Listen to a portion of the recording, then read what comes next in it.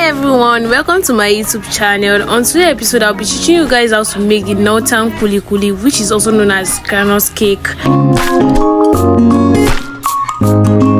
If you are new here, please don't forget to hit the subscribe button for more videos. In this video, we'll learn what to do and what not to do while making the northern kulikuli. So our number one process is removing of stone from the groundnut. Like, you need to pick your groundnuts to remove all the dirt is inside. Then after picking the groundnuts, then you move to roasting. Like, your fire should not be high and it should not be too low for your groundnut to roast at a medium heat. Like, you need to roast the groundnut, like it has to be done, and you won't want your groundnut to be burnt to to get a fresh kulikuli. Then the next thing you need to do after roasting your groundnut is to remove the bark. You have to make sure that you remove all the bark from the groundnut. Then after removing the bark, then you proceed to grounding.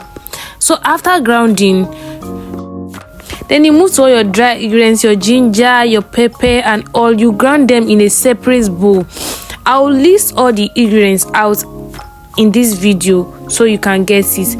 Then after that, this is our groundnut already, and we are adding the ingredients there. The ginger, the pepper, the salt is there already. So you start mixing like this. You can see how I'm mixing the groundnut together with the ingredients, with the pepper, ginger, and all.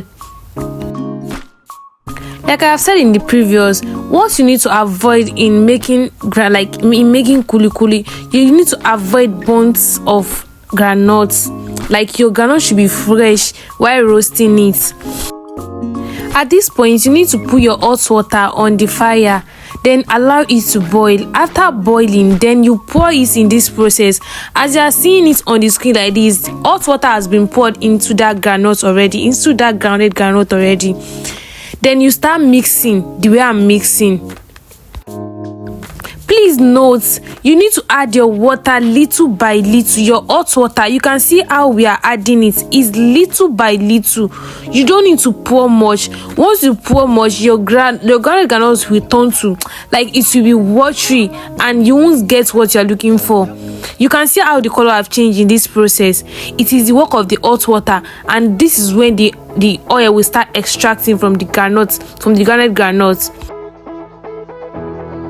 Please, if you are still following me, take your pen and biro and write these ingredients down. Your number one ingredient is your groundnuts. Your second ingredient is your ginger, your pepper, your garlic, your onion. And you also be needing your cloves and your pepper seed. Your clove is kanafuru and your pepper seed is yere. And you also be needing your sugar.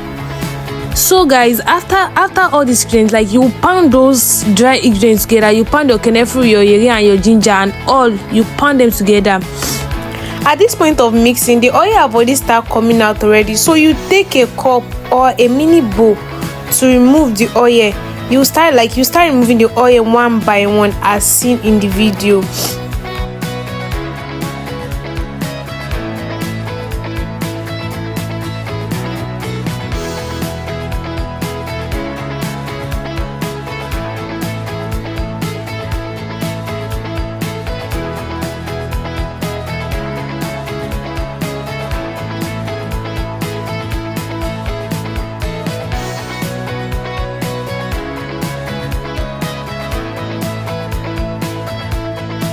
After extracting your oil, all you need to do is to put the oil on fire to heat, for the water that is inside the oil to dry off.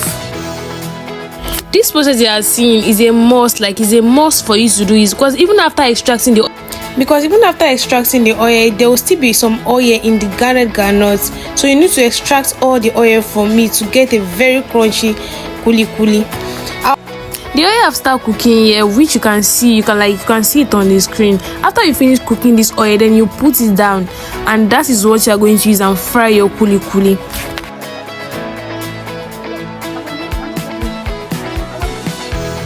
Then you move to cutting of your kulikuli. You can see, you can prepare to cut it in any way you like, but this is how they cut it in the northern. This is how they do it. Before frying, this is how they do their cutting. And you can as well use water in this process. You put your hand in a water, the water should not be plenty in your hand. You are using the water so that the kulikuli won't stick to your hand while you are cutting it. And please, when you are cutting this, don't just cut it in one side so that it won't stick to each other. After you finish cutting, then you move to frying. Your frying should not the fire should not be too high. You need a medium heat. You can see how fresh the kulikuli is.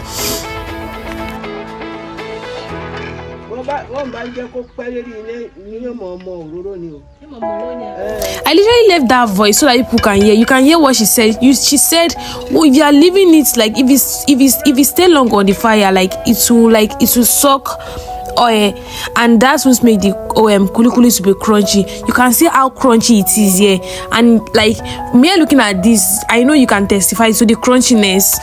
Please don't forget to hit the subscribe button and don't forget to leave a comment if this video really helped.